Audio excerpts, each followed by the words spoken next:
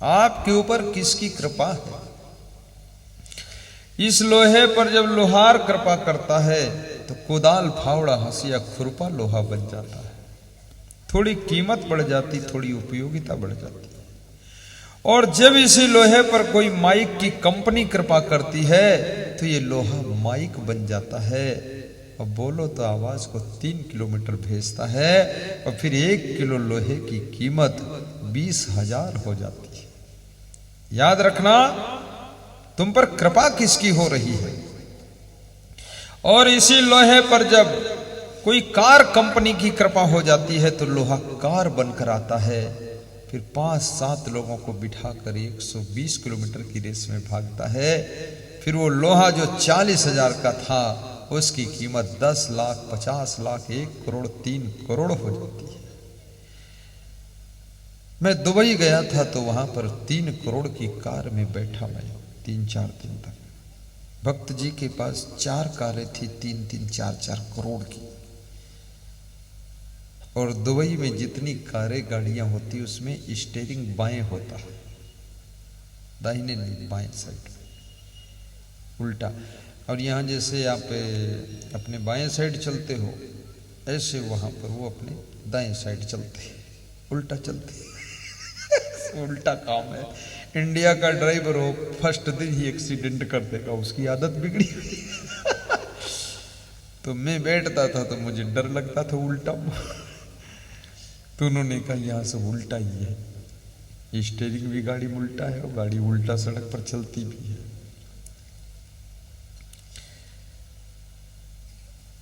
और लोहे पर जब कृपा किसी शिकारी की हो जाती है तो लोहा बाण के आगे जो नोकदार तीर लगता है वह बन करके किसी की जान को ले लेता है। आपके ऊपर कृपा हुई किसकी है ये सोच लेना। यदि किसी दारू पीने वाले की कृपा आपके ऊपर हो गई है तो तुम फिर दारू पीने लग जाओगे। और यदि किसी बीड़ी सिगरेट पीने वाले की कृपा हो गई है तो सिगरेट बीड़ी पीना सिखा देगा। और यदि किसी भक्ति करने वाले भक्त की कृपा हो गई तो तुम्हें भक्ति सिखा देगा। और यदि किसी संत की कृपा हो गई तो तुमको ध्रुव और प्रहलाद, मीरा और सेबरी बना देगा। और यदि तुम्हारे ऊपर कोई सदगुरु की कृपा हो गई है तो याद रखना स्वामी विवेकानंद भी तुमको बना देगा और बहुत बड़ा महान पुरुष बना देगा।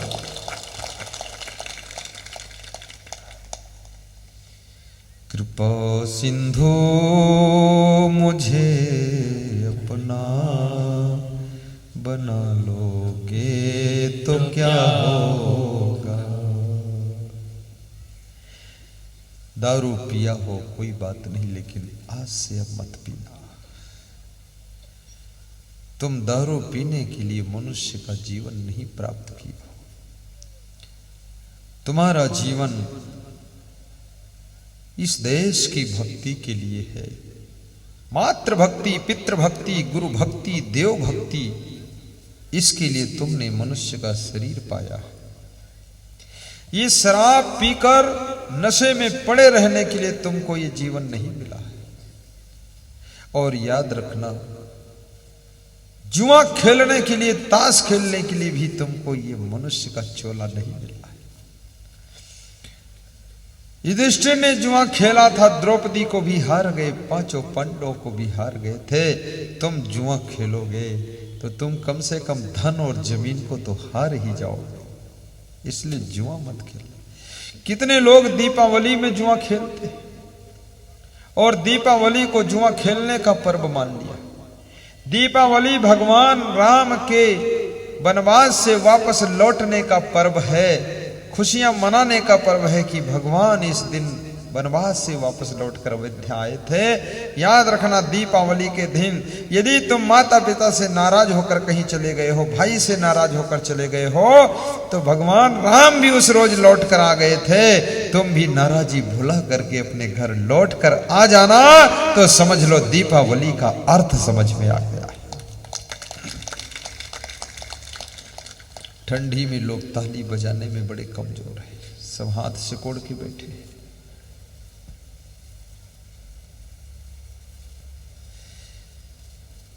दीपावली में जैसे दीप जलाए जाते हैं, आपके हृदय में ज्ञान का दीपक जलना चाहिए।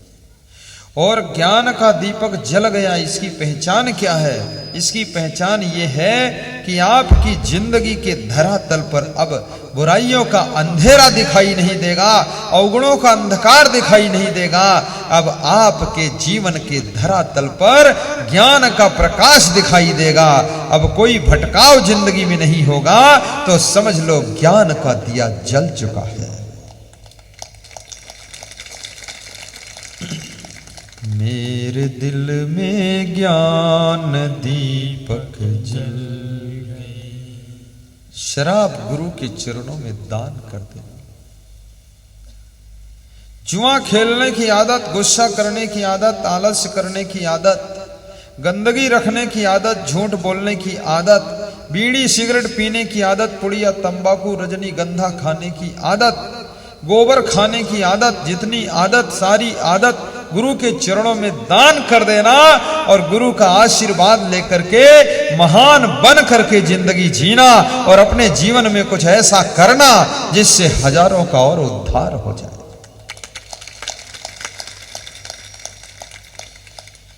वह शक्ति हमें दो, दया निधे कर्तव्य मार्ग पर डटे जा। क्या यही कर्तव्य है दारू पीने का? क्या यही कर्तव्य है बीड़ी सिगरेट तंबाकू खाकर थूकने का, फूंकने का? क्या यही कर्तव्य है गाली गलौज करके झूठ बोलने का? क्या यही कर्तव्य है अपने माता पिता को घुड़काने का? क्या यही कर्तव्य है आलस्य में हर समय ओढ़े चादर लेटे रहने का? क्या यही कर्तव्य है? ये कर्तव्य नहीं, ये दुष्कर्तव्य है। इसको त्याग करना है और पवित्र शाकाहारी जीवन जीना है। ये मानव जीवन का पहला कर्तव्य है कि हमारा खान पान निर्मल होना चाहिए।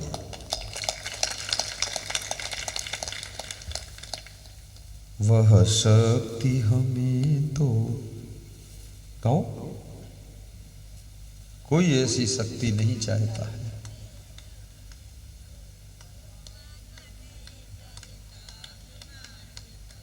महिलाएं तो डट गई और पुरुष हट गए।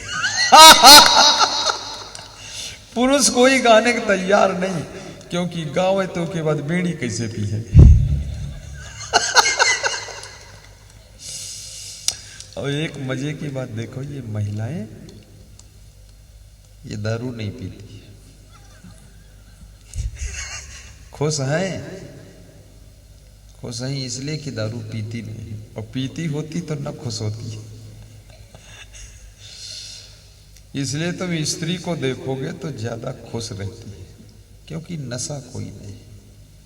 इनके बस एक ही नशा है, वो फैशन का नशा।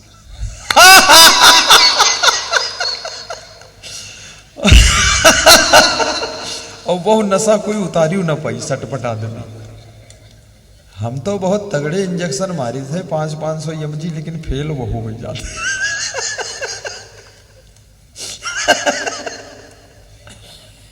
बहुत तगड़ा नशा है।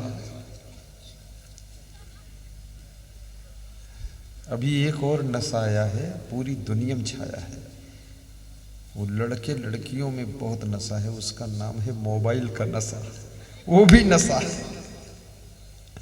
आदमी एक है और नशा अनेक है। अनेक नशा में अनेक नशा, उसमें एक आदमी फंसा, इसलिए आदमी की दुर्दशा।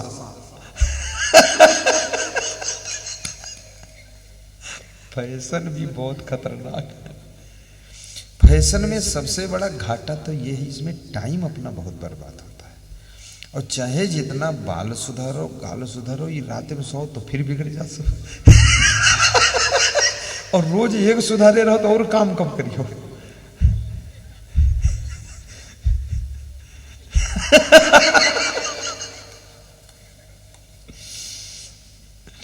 इसलिए सिंपल ही रह लो तो अच्छा है।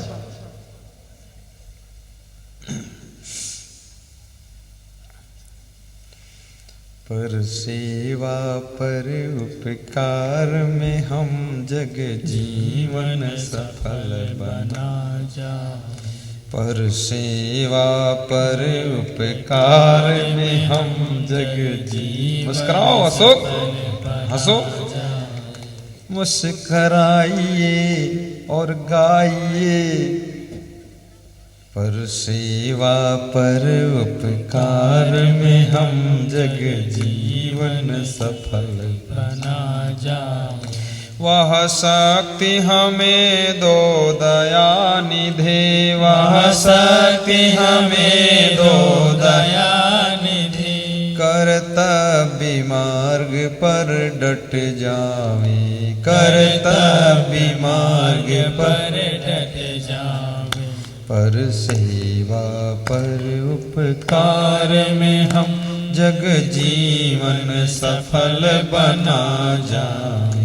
पर सेवा पर उपकार में हम जग जीवन सफल बना जाए। बहुत बड़ी बात, पर सेवा और पर उपकार। तुलसीदास ने उनसे जब किसी ने पूछा कि सबसे बड़ा धर्म क्या है, तो उन्होंने कहा सबसे बड़ा धर्म परोपकार। परोपकार यानी दूसरे का उपकार। अभी मैंने एक महिला से कहा कुछ दान किया करो, तो उसने कहा कि अपने भतीजे के ब्याह में 70,000 दान कर दे। तो हमने कहा हमारे चरण में 70 रुपया नहीं दो, कहीं न उधर ही होगा दान, इधर न हो पाई। तो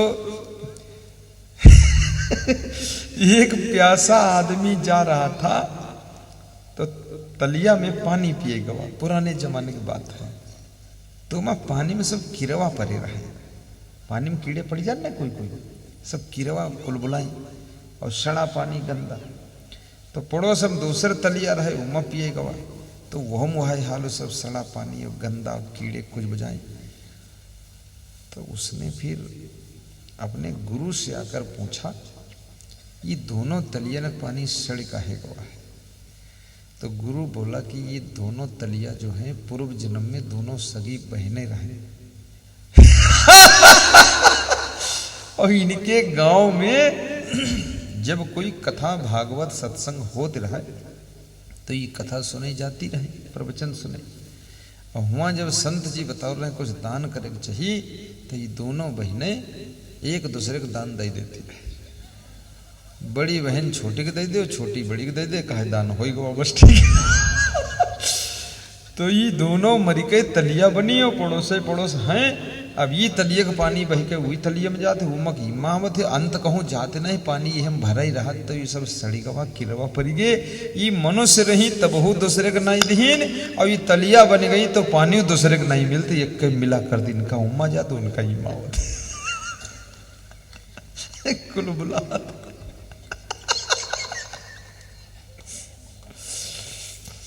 पर उपकार का मतलब है दान। घर है में दान दे दो, तू कोई दान है? बेटा बाप के दान दे, बाप बेटे के दान दे, कहे दान हो ही गो। यू कौन मॉडल दान है? जिससे कोई रिश्ता संबंध नहीं, उसका जब दे सको तुम। घर वालों को भी देना चाहिए, सहयोग दीजिए, वो सहयोग है। लेकिन दान का मतलब है जिनसे हमारा कोई रिलेशन नहीं है और उनको कोई महान लक्ष्य को पूरा करने के लिए हम दान दे रहे हैं, कोई बड़ा लक्ष्य है उनका। और दान का जीवन में बड़ा महत्व है। पाप की बाप का नाम लोभ है, और लोभ को मारने वाला दान है। दान के अस्त्र से ही लोभ की मृत्यु होती है, बाकी ये लोभ मरता नहीं है। त्रिविधम नरकस्येदम द्वारम नाशनम आत्मना कामा क्रोधा तथा लोभा तस्मात् एतत्त्रयम् त्यजेत्। और दान देने से सम्मान भी बहुत होता है, आदर भी बहुत होता है। अभी जैसे हमारे भक्त श्री प्रेमचंद जी हैं, मामा जी, देखिए बहुत बड़ी श्रद्धा है। आज नई फूल की थाली बहुत बड़ी लाए, फूल का लोटा और नई थाल में चरण पखार। कितने लोगों को देखो तो प्लास्टिक के तसलम धो लेते ऐसे, अरे श्रद्धा से ये चरण तो सोने की थाल में पखारना चाहिए, और सोने की थाल न मिले तो फूल की थाल उसी कलर की होती उसमें पखारना चाहिए। ये ऊट पटांग बर्तन में नहीं पखारना चाहिए। धन्य हो और बड़े खुश भी हैं, बड़े मगन हैं। मैं इनको बहुत बहुत धन्यवाद देता हूं। इनके लिए एक बार ताली बजाकर अभिनंदन।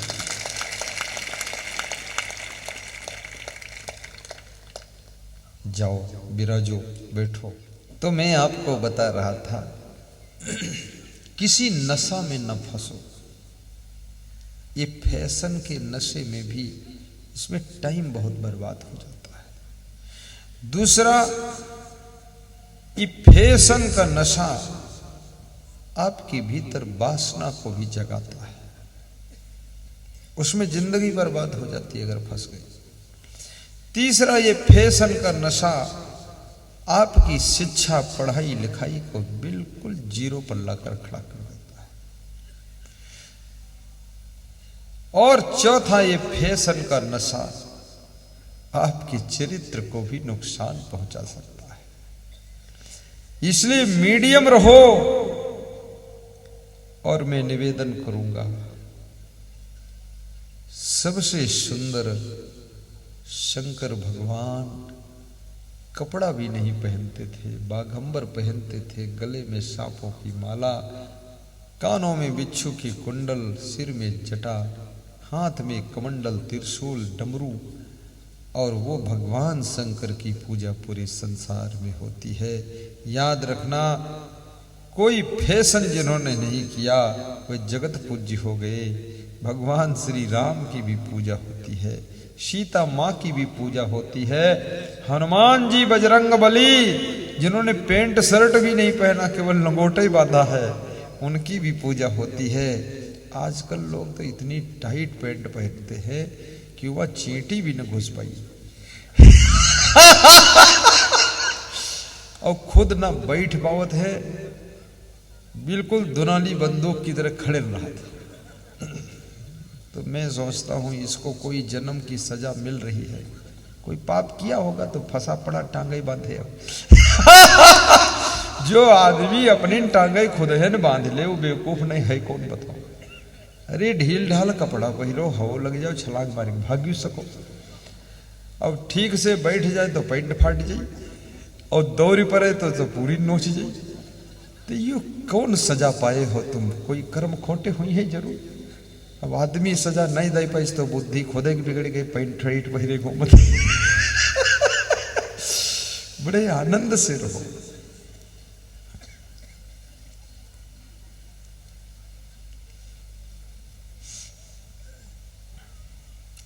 अब फैशन का जमनवा। एक नई नई बहू ससुराल गई तो अपनी सासू से कह रही है, बाबा खोलो। अब फैशन का जमनवा, अरे सासू कैसे सपरी। अब फैशन का जमनवा, बड़े घरन की लड़की मैं हूँ, विद्याचार्य पढ़ी। बहुत मुश्किल, 4 विद्या पढ़ा। अरे हम 8 विद्या पढ़े। विद्या पढ़े रहे हो तो क्या कहीं दाल भात नहीं खाओगे, ईंट पत्थर खाओगे? विद्या से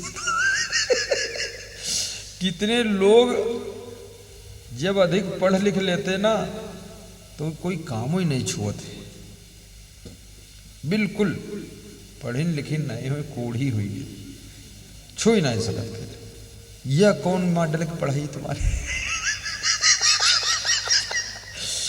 थोड़ा बड़े घरन की लड़की मैं हूँ, विद्याचार्य पढ़ी। और लगी कहारिनी हमरे घर में कबहु न काम करी।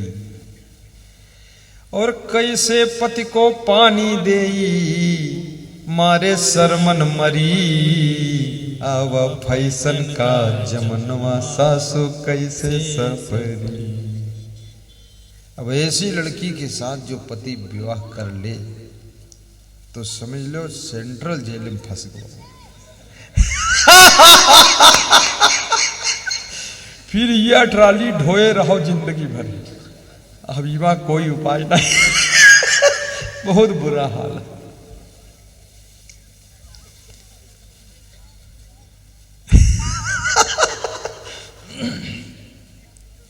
आवा फैशन का जमनवा सासु कैसे सफरी, पति हमारे इंटर तक हैं मैं हूं बीए करी। ये और मामला फंसा। अच्छा, लड़के लोग पढ़ने में भी थोड़ा कमजोर है, पढ़ने में भी कमजोर है, ये कई चीजों में कमजोर है। और गीत गाते रहते हैं कि पढ़ना लिखना गए सीखते सी छोलू घास चराऊं भैंसी। फिर गीत गाते हैं गणित बड़ी दुखदाई है मेरी आफत आई है। इसमें कौन आफत है? अरे पढ़ने से ज्यादा आराम और किसी चीज में है ही नहीं। कुर्सी मेज के सामने बैठ रहो, आराम से पढ़ो, पंखा हवा चलता। अगर भैंस चराओ तो फिर उसका गोबर भी ढो, औका रपटाओ, उसके पीछे गिरी गिरी पड़ो, फिर भैंस बिरझायल हो तो तुम्हें रपटा के मार।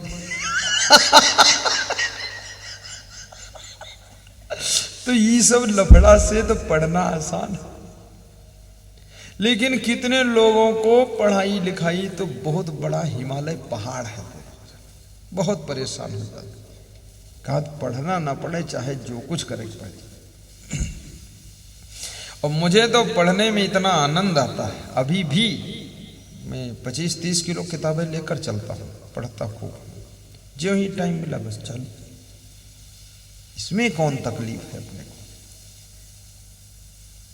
शिक्षा ऊंची से ऊंची प्राप्त कीजिए। आप गृहस्थ हो, एक संत व्यक्ति ना भी पढ़े तो भी चल जाएगा।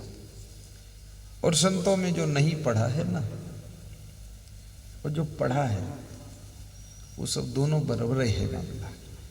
जो नहीं पढ़ा वह खीर पिए थे, और जो पढ़ा वह खीर पिए थे। पढ़ा वाला तो कमाई खाई, जो नहीं पढ़ा वो पूरा कटोरा उठा के पी लेते। वो हिसाब किताब कुछ नहीं लगाओ ज्यादा। और संत कबीर भी पढ़े नहीं थे, विशाल देव पढ़े नहीं थे। संत स्कूल की पढ़ाई नहीं पढ़ता है, लेकिन वो दुनिया को आत्मज्ञान पढ़ाता है, उसी का नाम संत होता है। लेकिन तुम संसारी जीव हो, गृहस्थ हो, तुमको तो शिक्षा प्राप्त करना पड़ेगा, अन्यथा जीवन कैसे जियोगे, इसकी व्यवस्था कैसे चलेगी। इसलिए शिक्षा प्राप्त करो। हाँ बोलो बोलो। पति हमारे इंटर तक है मैं हूं बीए करी, बहुत बड़ी बात है। सासू, मैं आपसे निवेदन करूंगा, ऊंची से ऊंची शिक्षा प्राप्त करो, छोटा से छोटा काम भी करो, अपने माता पिता के कार्यों में सहयोग भी कीजिए। 24 घंटे कोई पढ़ नहीं सकता, थोड़ा शारीरिक व्यायाम हो जाए। बर्तन मांज दिया करो। अगर तुम बेटी हो तो सुबह शाम बर्तन धो दो। अपनी माँ से कह दो, माँ ठंडी बहुत है, आप बैठी, मैं धो देता हूँ। इतनी स्पीड से धो कि जो दूसरा आधे घंटे में धोता है वो 10 मिनट में धो के फाइनल कर दे। अब कितने लोग बर्तन धोने बैठते तो कटोरी लेके रोवत है कि तुमका धोई कि न धोई। अरे कटोरिया से रिश्तेदारी मत जोड़ो, ये कोई तुम्हारे सड़वाई नहीं है। धोए के धर दो, जल्दी छुट्टी लो, दूसरा काम करना है। वहां बवाल बनो तो कटोरिया पकड़े बैठे। हर कार्य को फटाफट भी कीजिए, टाइम बर्बाद मत कीजिए, टाइम लॉस मत कीजिए, टाइम पास मत कीजिए, टाइम को नाश मत कीजिए, क्योंकि 24 घंटे से अधिक टाइम नहीं है आपके पास। उसी टाइम में आपको, अब मैं एरोप्लेन से क्यों उड़कर आया? एरोप्लेन बैठने में कोई शौक थोड़े है, कोई शौक नहीं। और एरोप्लेन का एक्सीडेंट एक ही बार हो, दोबारा हुई भी न करी। पूरा फाइनल है, ऊपर उड़े ऊपर चैलेंज हो। लेकिन इसलिए बैठा उसमें मैं कि यहां पहुंच ही नहीं पाता भाई। प्रवचन मजबूरी है और जरूरी है, समय की बचत। यहां फट से आ गए। और फिर मैं तो ये निवेदन करूंगा, झाड़ू भी लगाओ, थोड़ा शीघ्रता से लगाओ, कपड़े धो फटाफट। कितने लोग कपड़े धोते हैं तो फिर गिने हुए 14 कपड़े हैं और 4 घंटा तक धोबी घाट लगाए बैठे। कपड़े से पूछते हैं तुमका धोई कि न धोई, तो कपड़ा कुछ बोलता ही नहीं। तो कहा जब तक बोली हो ना तब तक धोई न बैठ रही। अरे इनको पीटो पाटो धो, फटाफट फटाफट निकलो, इसमें टाइम बर्बाद मत करो, स्पीड से काम करो। और अगर ढीले ढाले रहोगे तो कुछ कर भी नहीं पाओगे। राजनीति में काम करने वाले लोग, उनको भी एक एक दिन में 6-6 सभाएं, 10-10 सभाएं लेना चाहिए। और राजनेता को बहुत दौड़ना चाहिए, खाना कम चाहिए।